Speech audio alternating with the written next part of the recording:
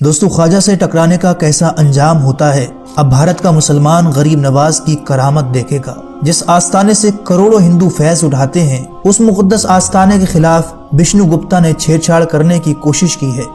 अभी भी वक्त है विष्णु गुप्ता के पास जाकर बाबा से माफी मांग ले, अपनी याचिका कोर्ट से वापस ले ले और गरीब नवाज की चौखट पर जाकर बोल, बाबा मुझे क्षमा कर दीजिए, मुझसे गलती हो गई। वरना आगे क्या होगा, इसका पूरा वीडियो भी हम आपको आगे दिखाएंगे। हर मुसलमान से गुजारिश है इसको एंड तक जरूर देखें। अगर गरीब नवाज से उलझने की माफी नहीं मांगी तो क्या होगा। याद रखना, जो गरीब नवाज अना सागर को एक कांसे में समा सकते हैं, जो बादशाह के ऊंट को बिठा सकते हैं, अगर वो जलाल में आ गए तो हुकूमत का सत्यानाश हो जाएगा। फिर वो होगा जो सारी दुनिया देखेगी। अजमेर शरीफ के नीचे मंदिर बताने वाले अगर गरीब नवाज से माफी नहीं मांगेंगे तो आगे उनके साथ क्या होने वाला है। इस पूरी वीडियो के अंदर मैं आपको एक ऐसा इबरतनाक पैगाम सुनाने वाला हूं जिसको देखना आप सबके लिए बहुत जरूरी है। छोटी छोटी हरकतें करते हुए अब ये बड़े शहंशाह के दरबार में पहुंच गया है, वहां छेड़खानी कर रहा है। अब बस करीब है वो वक्त जब गरीब नवाज का जलाल रंग लाएगा। फिर क्या होगा ऐसे लोगों के साथ, इस पूरी वीडियो में देखिए और जितना हो सके दूसरों तक पहुंचाइए। उस दरगाह के खिलाफ पिटीशन दर्ज होता है और साहब कोर्ट वाले उसको एक्सेप्ट करके सुनवाई की तारीख तय कर देते हैं। अब तो हम लोग खामोश हैं, खामोश रहेंगे, देखते हैं जो बादशाह के ऊंट को बैठाने वाला अब इनकी शरारत पे कैसे पहरा लगता है। मुझे यकीन हासिल है अब हिंदुस्तान का 40 करोड़ मुसलमान अब गरीब नवाज की करामत देखने के लिए मुंतजिर है कि हिंदुस्तान का राजा अपनी करामत दिखाएगा। अब मुझे लग रहा है कि इनकी शरारत जब बढ़ रही है, इनकी शरारत खूब आगे बढ़ रही है, तो अब जब बंदरों को, गीदड़ों को मौत आती है तो शहर की तरफ रुख करता है। छोटी छोटी बातें तो बोलता था, हम नजरअंदाज करते थे। अब बड़े शहंशाह की बारगाह में पहुंच गया है, वहां छेड़खानी कर रहा है। अब बस करीब है वह वक्त जब गरीब नवाज का जलाल रंग लाएगा, और जब वो जलाल रंग लाएगा इनका सारा गुरूर चकनाचूर होगा और मुस्तफा के गुलामों को अल्लाह इज्जतों से मालामाल बना देगा। तकबीर। जुल्म की इंतहा हो गई, जुल्म की इंतहा हो गई। जिस आस्थाने से करोड़ों हिंदू फैज उठाते हैं, जिनकी गरीबी दूर होती है, भीख मांगने के लिए 24 घंटे पड़े रहते हैं, उस मुकद्दस आस्थाने के खिलाफ इन्होंने छेड़छाड़ करने की कोशिश की है। अभी भी वक्त है कि जाके बाबा की बारगाह में चले जाओ, अपना पिटीशन कोर्ट से वापस ले लो और बाबा की चौखट पे जाके बोलो, बाबा क्षमा कर दीजिए, हमसे गलती हो गई। वरना याद रखना, जो अना सागर को एक कूजे में ला सकते हैं, याद रखना, जो बादशाह के ऊंट को बिठा सकते हैं, तो फिर जब वो जलाल में आ गए तो हुकूमत का सत्यानाश हो जाएगा। फिर वही होगा जो सारी दुनिया देखने का मुंतजिर है। नारे तकबीर, नारे रिसालत, ख्वाजा का हिंदुस्तान, फैजाने गरीब नवाज। एक कौम मुस्लिम, आपको कानून हाथ में नहीं लेना है, आपको सड़क पे आकर के बहुत बड़ा प्रोटेस्ट नहीं करना है। यह मामला शहंशाह हिंदुस्तान का मामला है। अब मामला उनकी कोर्ट में पहुंच चुका है। इस तरह भी नफरत का माहौल हिंदुस्तान में फैला है।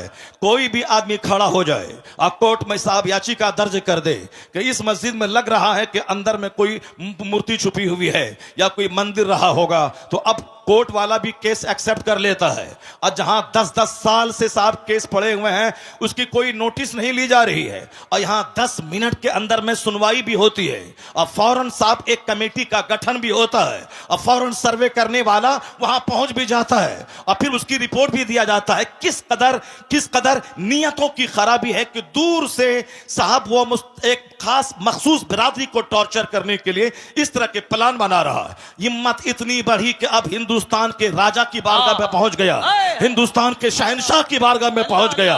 800 बरस से जो पूरे हिंदुस्तान की रखवाली कर रहा हो, कब्र में रह के पूरे हिंदुस्तान की संप्रभुता को बचा रहा हो, हिंदुस्तान के मुसलमानों से ज्यादा हिंदुओं की अकीदत का मरकज बना हुआ हो। मुसलमान जाते हैं 60 लाख तो 40 लाख तो 60 लाख गैर मुस्लिम वहां जाते हैं, उनको वहां बेटा मिलता है, बेटी मिलते, न जाने क्या क्या मिलता है। हर जब भी जाएं हर वक्त साहब सिखों, हिंदुओं और दूसरे तमाम मज़ाहिब के मानने वाले को दुनिया ढेर चाहिए, इसलिए वो वहां भीड़ लगाए रहते हैं। मुसलमानों को जन्नत चाहिए, इसीलिए मस्जिदों में भीड़ रहती है, और उनको सिर्फ दुनिया गाड़ी चाहिए, इसलिए दरगाहों पे वो भीड़ लगा के रहते हैं।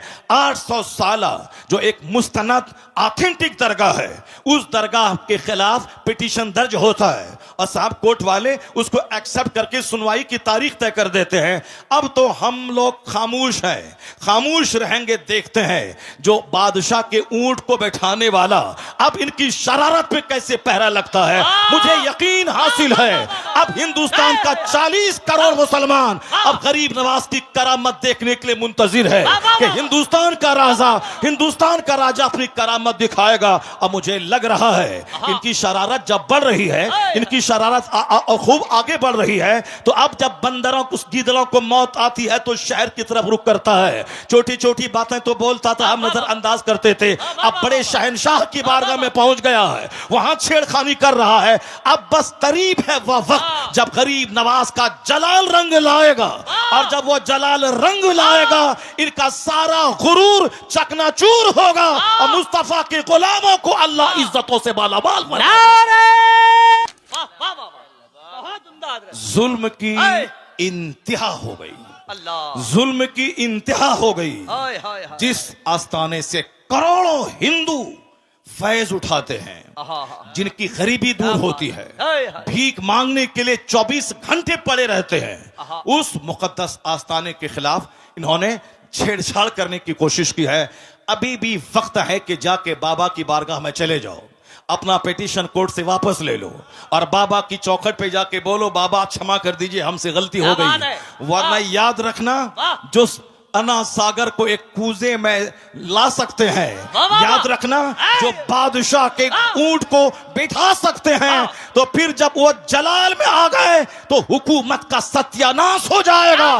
फिर वही होगा जो सारी दुनिया देखने का मुंतज़िर में नहीं लेना है।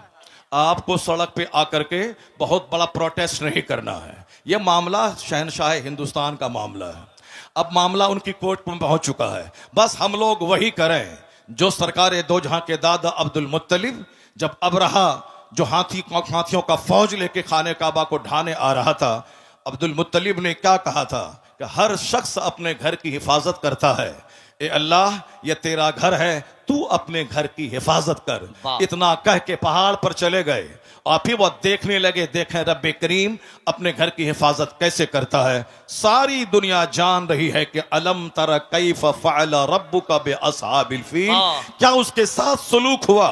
अबरहा जलील होके मरा, उसके सारे हाथी मरे, एक छोटा सा कंकड़ पत्थर उसके गुरूर को तोड़ के रख दिया, सारे धाराशायी हो गए। हम तो यही देखते हुए आ रहे हैं 1400 साल के अंदर। अल्लाह रब्बुल इज्जत बहुत बेनियाज है, अल्लाह रब्बुल इज्जत बेनियाज है, कोई भी जालिमों का जुल्म उसको थका नहीं सकता।